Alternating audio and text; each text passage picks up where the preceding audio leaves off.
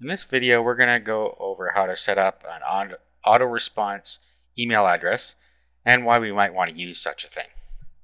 Okay, so we're going to use the cPanel here, but whatever type of hosting you use, somewhere you're going to have a place where you can go in and set up your mail. So go into there, go into autoresponders, and then just click add an autoresponder. And what you're going to do here is you're going to put in the beginning of the email address, and then your domain name is at the end here.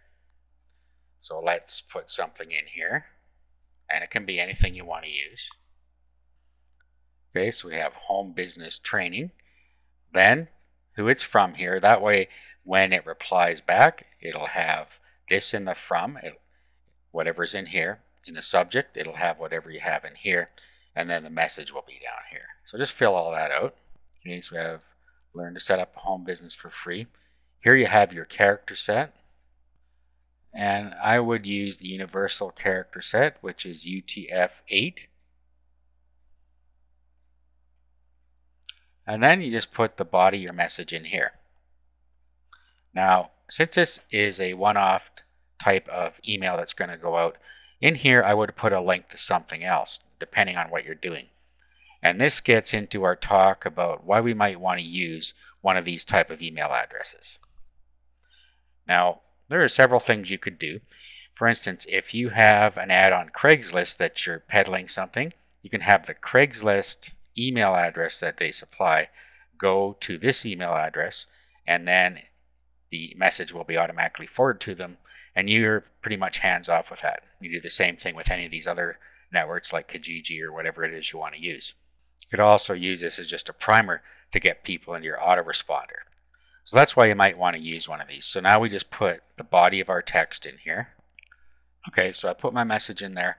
And I notice there's this little box here that says HTML message.